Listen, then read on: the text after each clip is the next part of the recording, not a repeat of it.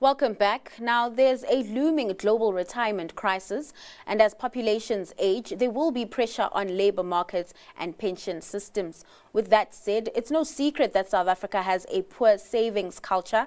In terms of the G20 countries, we rank among the lowest when it comes to household savings alone, and this unfortunately means that many local citizens will depend on government grants for survival post-retirement. 10X Investments is therefore urging the G20 to make retirement reform an economic imperative. The organization's CEO, Tobia van Heerden, joins us with more detail. Toby, thanks so much for your time this afternoon. And I mean, just looking at the local retirement landscape, I remember reading a report that stated that people might have to work until 80 to retire comfortably. That just shows how dire the situation is here at home, right? Good afternoon. Thank you for having me. It's not a pretty picture, unfortunately. Only 6% of South Africans can retire comfortably.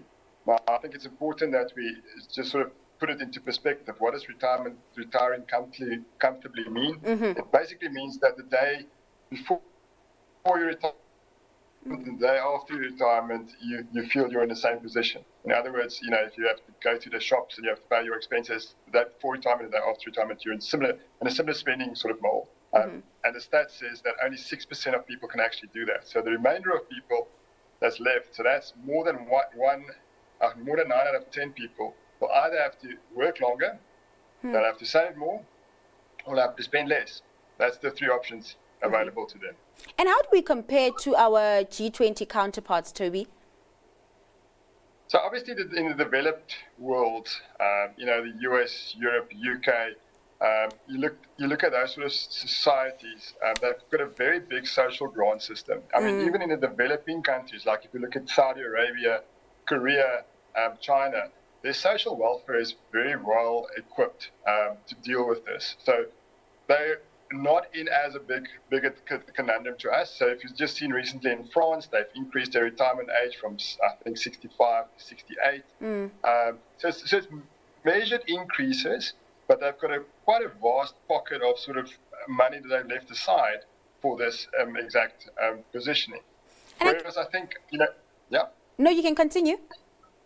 Whereas I think we're in a bit of a difficult position. If you look at the countries that we compare with in the G20, for instance, let's look at Indonesia. Now, Indonesia is a fantastic sort of country and a place to go and live and work and all of those sort of things. But they also don't have a formalized system like we have. But they've got a very young population and a growing economy. Whereas we're not on the same track as that, which means we're in a different position. Even within our developing counterparts, we're in a very different position compared to the rest. And then just talking about, our G20 counterparts, then, are there lessons to be learned from those other nations? Or is it a more a question of getting our economy on track to make sure that, there are jobs, people can start saving more, they have the ability to save more? Well, my view is it goes hand in hand. You can't have one without the other. So firstly, what we need to do, along with the economic growth and all of that, which obviously boosts the market returns. If you're invested, current people invested in a retirement system will do better if the market and economy is doing well. Yeah. So that's for the current people invested. But we know that current people invested is totally underinvested where they should be. Yeah. So what's the things that we have to then do on the other side from the regulatory environment to make sure that people are not in that position? And that's sort of where the carrot and the stick approach really comes into play. So what we can do there is learn a lot from our G20 counterparts. So things like a compulsory system for all people in formal and informal employment to contribute to a staff pension fund, for instance. A minimum level of contribution that you have to make between your employer and your employee to that system.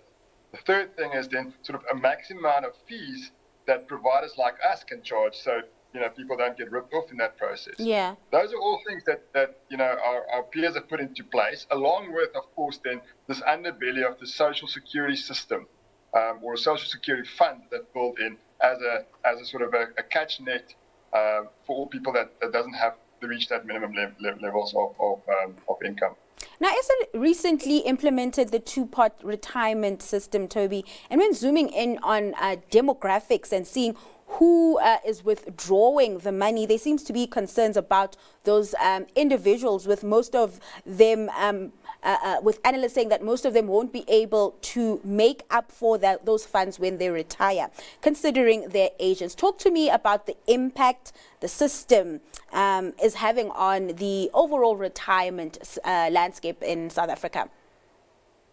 So first and foremost, I think in its concept, the two-part retirement regulation that came into play was a good one. So as a concept, I think is the right one. The concept, for the viewers that doesn't know, is effectively, when you leave your employer, typically you could take your whole amount of your pension fund contribution in cash, which meant two things. One, you paid full tax on it, so you had the tax bill that you had to pay, and two, you're taking your money out of the system, out of the retirement system, which means you have to save so much more to catch up again when you join a new employer or when you want to get into the cash net. So the regulation was there really to protect people against their own decisions of taking that money in cash, because 80-90% of people took the money in cash. So good regulation in totality. However, what we've seen is the people that could ill afford it was the people actually withdrawing from it. So if you look at a stat, you could take 30,000 Rand as the maximum amount of your fund as a once-off withdrawal. If you look at on average what people have taken actually is sitting around 24,000 Rand, which meant it's people that didn't even reach the 30,000 threshold level in their overall scheme that took the whole whack. So the people that could most ill afford to did it. So that's unfortunately the consequence of that. And again, now we're in the second year of that. We see you get a claim again this time around, and again it's happening. So that's the unfortunate thing. So as we obviously grow, as that, because 2/3 of your retirement from a certain date, you have to now hold into this fund. So you can't ever take it until you retire. So as that part will grow over time, unfortunately, this other part is getting taken away from. So it is just a tiniest thing, but it's the wrong principles that are being applied here, unfortunately. And that was always, my concern with it. It shouldn't have been a backdated, or should have been a backdated process, so people don't fall into the trap of what's happened here. All right, Toby. Unfortunately, we have to leave it there. Thank you so much for your time and sharing your insights. Now, that was Tobia van Heerden, CEO of 10X Investments.